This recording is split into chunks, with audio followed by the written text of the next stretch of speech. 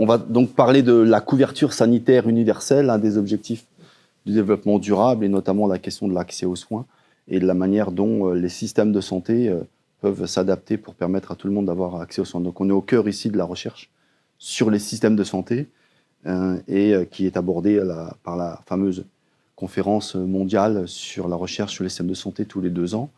La prochaine aura lieu en cette fin d'année, avec des divergences et des différences importantes, évidemment, d'un pays à l'autre sur cet indicateur de couverture universelle. Évidemment, en Afrique subsaharienne, on a des défis plus importants que dans d'autres endroits. L'un des défis qu'on a dans ces contextes, notamment d'Afrique subsaharienne, c'est le poids des bailleurs de fonds, le poids des partenaires, le poids des ONG qui viennent tous avec des solutions et des idées préconçues de ce qu'il faut faire, et chacun essaye de vendre ses idées et ses interventions. Et c'est un peu compliqué sur le terrain pour les États qui aussi parfois jouent le jeu de choisir la bonne solution. Ici au Sénégal, depuis une vingtaine d'années, vous avez une multiplicité de politiques publiques qui cherchent à améliorer la couverture sanitaire, qui a varié dans le temps. Alors vous voyez ici une espèce de frise chronologique qu'on a réalisé avec des collègues dans le cadre d'un programme qui a duré quelques années sur le Sahel, où de 2000 à aujourd'hui, vous avez de multiples projets politiques publiques de gratuité des soins, de mutuelles de santé, de financement basé sur les résultats. Bref, c'est un peu difficile à s'y retrouver et la frise est pas vraiment lisible, mais elle montre la complexité de la situation, avec quand même l'élément central, c'est que la santé n'est pas une priorité pour l'État sénégalais, avec moins de 5% du budget de l'État qui est dévolu à la santé, alors que vous vous rappelez la fameuse déclaration d'Abuja qui demandait au moins 15%. La politique phare du régime présidentiel de l'époque, qui est encore en place, était de mettre en place des mutuelles de santé. Alors, ils ont appelé ça des mutuelles de santé communautaires qui ont été incitées et appuyées par la coopération américaine, avec l'idée de mettre en place une mutuelle par village. Donc, chaque village devait avoir sa petite propre mutuelle. Donc, on a plus de 600 mutuelles de santé qui ont été mises en place grâce à ce programme à l'échelle du Sénégal, avec des modalités de paiement qui étaient largement subventionnées par l'État, comme au Mali. Au Sénégal, 50% de la cotisation est payée par l'État, et chaque personne qui veut adhérer doit apporter 4 personnes supplémentaires et va payer 3 500 francs par an pour avoir le droit à un certain nombre de services au niveau local. Ça, c'est la politique nationale de 2012-2013. Après une dizaine d'années, c'est un échec assez important. La dernière enquête démographique de santé de 2019, puisque celle de 2023 vient juste de sortir, montrait à peine 5% de la population qui était adhérente d'une mutuelle de santé. Et des recherches populationnelles viennent d'être réalisées par des collègues japonais, montrant, eux, une dizaine de pourcents. Donc on voit que ça ne marche pas très bien. Et leur étude montre aussi de manière intéressante, c'est que dans les mutuelles où il y a des professionnels qui sont rémunérés, payés, formés pour gérer le risque, ça marche mieux que dans les autres. Et donc évidemment, c'est assez classique. Parce que si on regarde la littérature scientifique internationale, depuis 20 ans, tout le monde dit que ces mutuelles de santé communautaires ne sont pas la solution, qu'il faut les abandonner, qu'il ne faut pas travailler avec ça, malgré le fait que de nombreuses ONG et encore des coopérations continuent de travailler tout ça. C'est assez clair que scientifiquement, ce n'est pas la solution.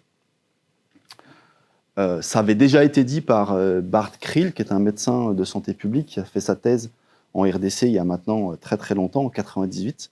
Il avait sorti sa thèse en 2 petits livres assez intéressants, où il proposait notamment d'arrêter ces mutuelles communautaires de villages et de faire des mutuelles de cercles ou de districts ou de départements, donc à une échelle beaucoup plus importante, puis ensuite d'essayer d'essaimer et de diffuser le modèle. Malheureusement, personne ne l'a vraiment écouté, et depuis, il y a très peu de pays dans lesquels ça a été mis en place. Au Sénégal, en 2014, la coopération belge a décidé de tester le modèle. À côté de toutes ces mutuelles communautaires mises en place par l'État, alors c'était une lutte de pouvoir importante, je ne rentre pas dans ces débats, mais la coopération belge a décidé dans 2 départements de supprimer toutes les mutuelles communautaires locales et de créer des mutuelles à plus grande échelle, donc l'échelle des départements.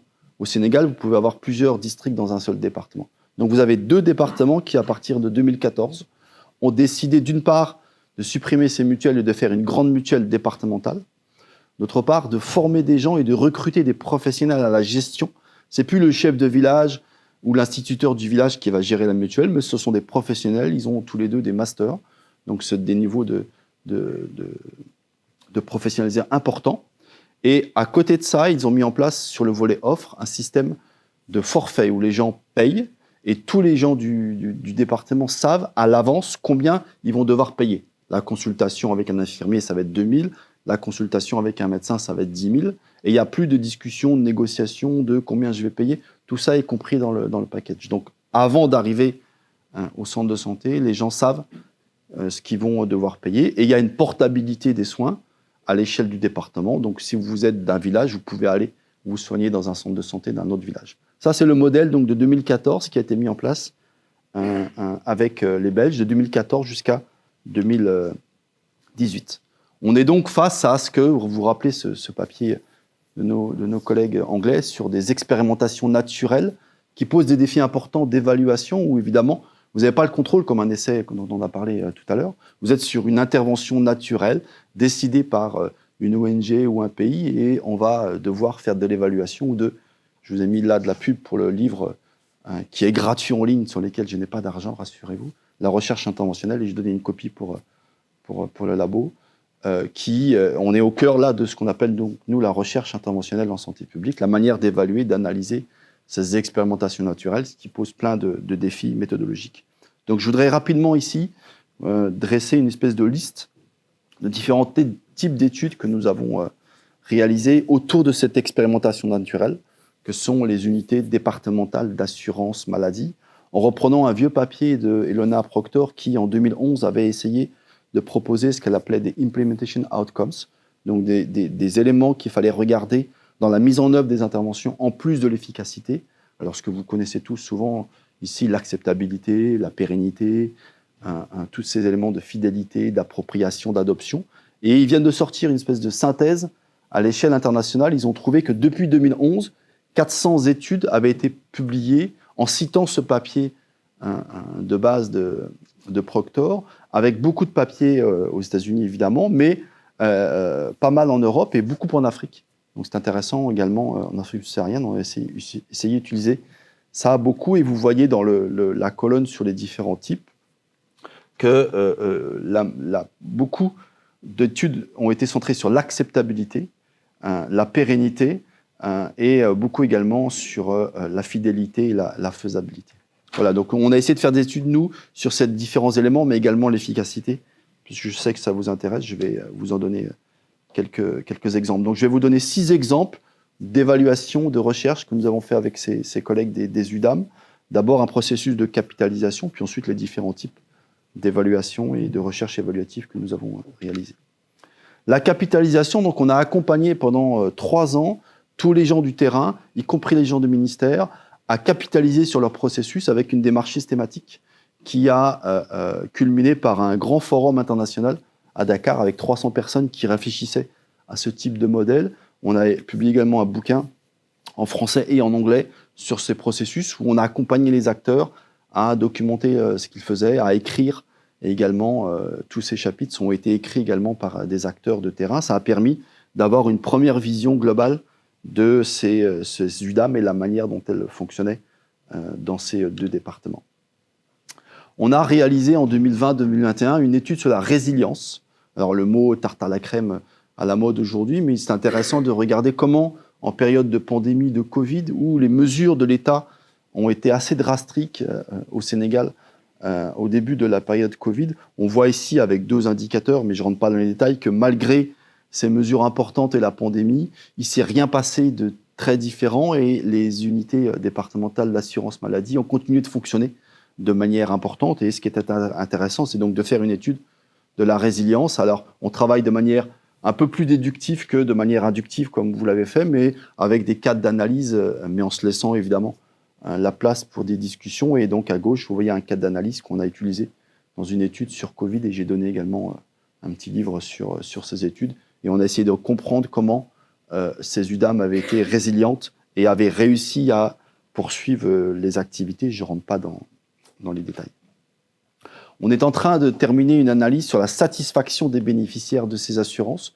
Il y a assez peu de travaux là-dessus.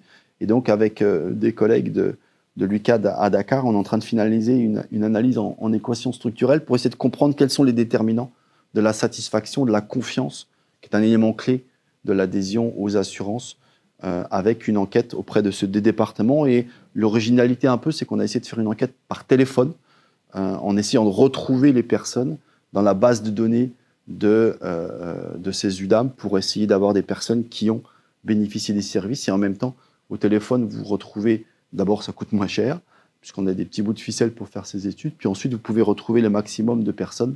Et ça marche assez bien, puisque évidemment, tout le monde a un téléphone au Sénégal. Il y a même plus de puces téléphoniques que de Sénégalais et de Sénégalaises.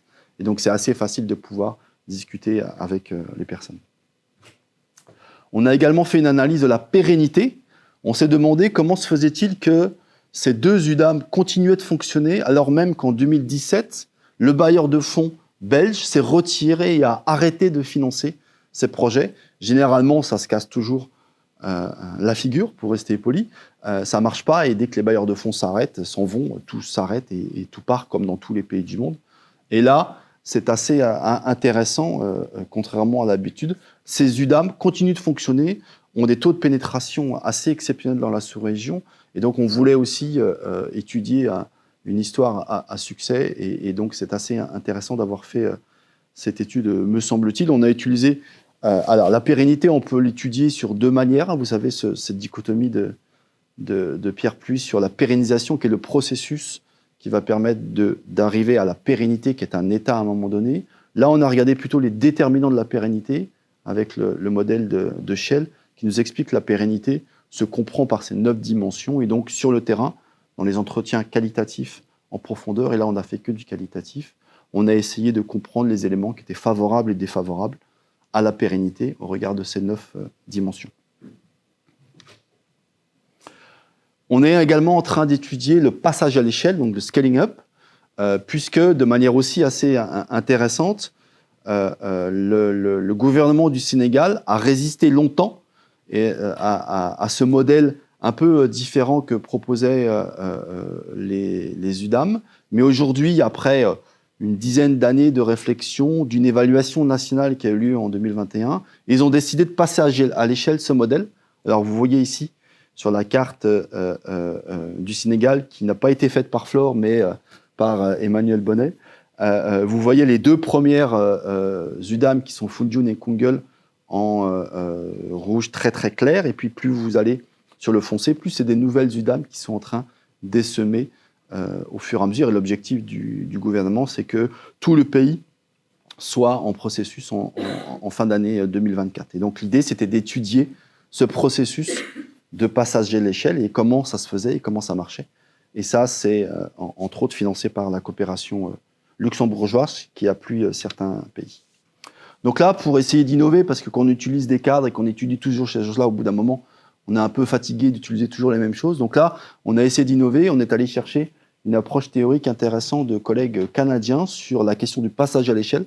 Et en même temps, ils utilisent un modèle et une illustration qui nous permet d'en parler sur le terrain facilement de l'histoire des pommes et des arbres, et que le passage à l'échelle, ils ont plusieurs modèles, mais l'un des processus, c'est de dire que vous allez pouvoir avoir plus d'arbres et plus de pommes dans les arbres, et que c'est ça le passage à l'échelle. Et ensuite, derrière, il y a une explication un peu conceptuelle et théorique qu'on a utilisée sur le terrain avec une collecte de données empirique qualitative. On a également utilisé une approche en méthode mixte qu'on appelle la cartographie conceptuelle, concept mapping, où on réunit tous les gens pendant une journée, on travaille tous ensemble et on arrive collectivement à trouver un consensus, un peu comme la méthode de Delphi, si vous connaissez, qui permet de quantifier, mais aussi de qualifier ce que les gens percevaient comme élément important, de facteurs favorables à ce passage à l'échelle. Et c'est un papier que je viens de soumettre ce matin, donc vous l'aurez dans un jour. Alors, au-delà de la pérennité, de la viabilité, évidemment, ce qui nous intéresse, c'est aussi, comme tout le monde, l'efficacité. Et là, ce qui est intéressant, c'est que vous voyez à gauche la courbe qui montre l'évolution constante du taux de pénétration de ces deux UDAM, où, je vous l'avais dit tout à l'heure, à peine 5% de la population est adhérente d'une mutuelle. Là, dans ces deux départements, on est à presque plus de 70%. Donc on a une réussite hallucinante, avec des taux de frais de prise en charge qui sont très réduits, ils sont moins de 15%, alors que l'UMOA demande à ce que ce soit moins de 20%, donc on est même moins que les mutuelles françaises, donc c'est plutôt une grande réussite. Et ce qui est assez surprenant, c'est qu'en fait, il y a zéro donnée sur l'efficacité de ces UDAM. Est-ce que ces UDAM permettent aux patients d'être mieux soignés? Est-ce que ça permet à ces gens-là de dépenser moins? Est-ce qu'ils sont mieux couverts? On n'a aucune information, aucune donnée. C'est un peu comme en France, là, quand Martin Hirsch avait décidé du RSA et puis était passé à l'échelle, alors même qu'il n'y a aucune évaluation. Puis j'ai vu que cette semaine, ils avaient décidé la même chose. C'est un peu pareil. On n'a aucune évaluation. On a des perceptions que si le taux de pénétration et que les gens continuent de payer et qu'il y a toujours du monde qui est adhérent, c'est que ça doit bien servir à quelque chose, mais on n'a aucune donnée et de preuve sur ces questions-là. C'est un grand défi, évidemment, dans ces expérimentations naturelles où on n'a pas de données baseline ou de endline, et on est incapable de faire ces données. Donc on a essayé de se débrouiller pour faire 2 études sur ces questions-là, puisque à l'échelle mondiale, il y a très peu d'évaluation de l'efficacité de ces mutuelles de santé communautaires. La première chose qu'on est en train de faire, là, la collecte est en cours avec Enabel, donc la coopération technique belge, c'est qu'eux, ils ont décidé de mettre en place un produit d'appel pour les femmes enceintes, en disant aux femmes enceintes, vous allez pouvoir adhérer à la mutuelle gratuitement. C'est Enabel qui va payer la cotisation de la femme enceinte, donc c'est 10 900 francs, si je me souviens bien. Mais en échange, vous devez amener 4 personnes de votre ménage qui, elles, vont contribuer et payer.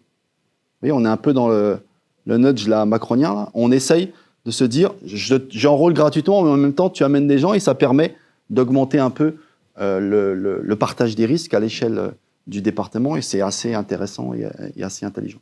Donc, Enabel nous a demandé d'évaluer l'efficacité de ce truc-là. Sachant qu'évidemment, comme toute bonne coopération internationale, ils avaient oublié une baseline et ils n'avaient pas d'argent pour faire l'évaluation. Donc, on a essayé de bricoler avec eux. Et donc, on a décidé de faire une enquête cas témoins prospective.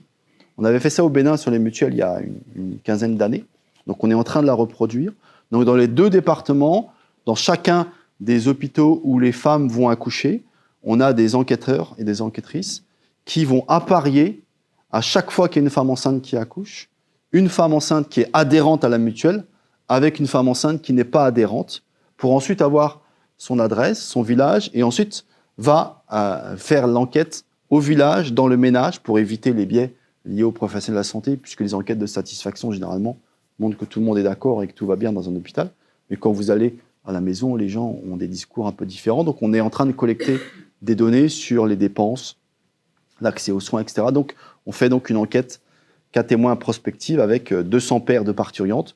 On est en train de terminer, je pense que d'ici la fin du mois, la collecte sera terminée. Donc ça, c'est la première stratégie pour avoir un proxy d'évaluation de l'efficacité avec une enquête cas témoins.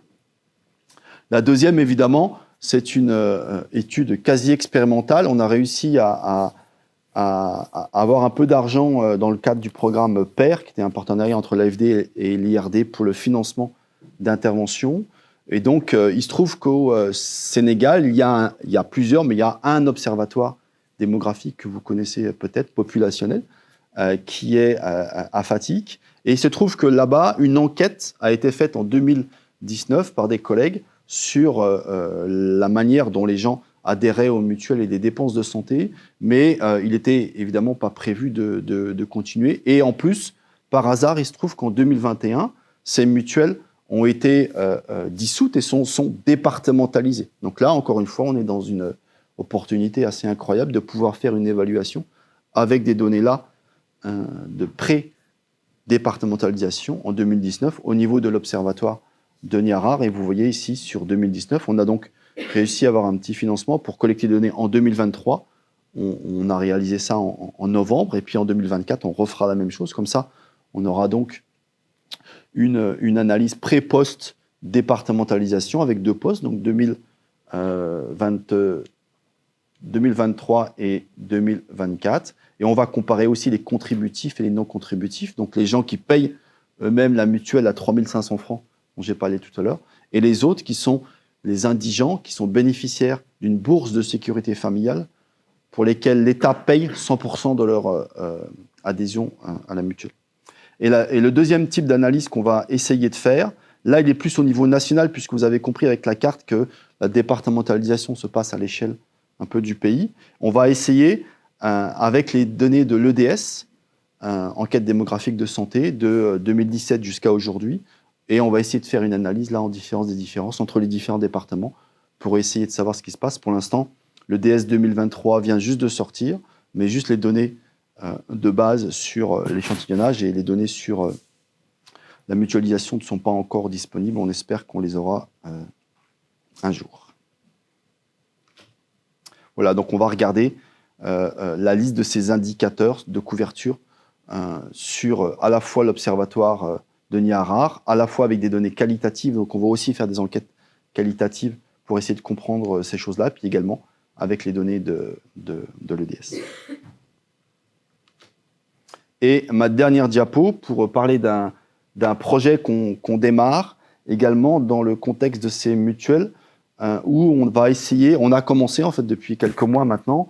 L'un des défis importants, c'est que la plupart des personnes qui sont bénéficiaires de cette bourse de sécurité familiale, qui sont des personnes indigentes, ont un accès gratuit, une affiliation gratuite à la mutuelle, mais toutes les études montrent qu'ils ne le savent pas et qu'ils n'en profitent pas.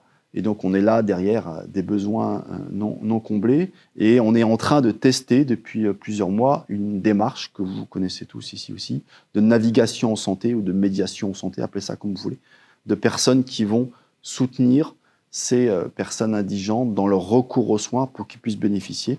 Et là, on a fait une enquête de base, par contre, en 2023, et on va faire une enquête de fin d'ici la fin de l'année. Et ça, c'est avec un financement de l'AFD encore du FIT pour essayer de voir dans quelle mesure cette intervention de navigation en santé va bénéficier à ces personnes avec une démarche quantitative, pré-post, mais aussi un certain nombre d'études qualitatives pour comprendre les processus. Voilà, donc on a fait l'atelier de lancement. Vous voyez là, c'est marqué le 13 avril. Ce qui est bien, c'est qu'il n'y a pas l'année, comme ça je vais pouvoir le remontrer à chaque fois. On ne se rend pas trop quand c'est. Voilà, je vous remercie.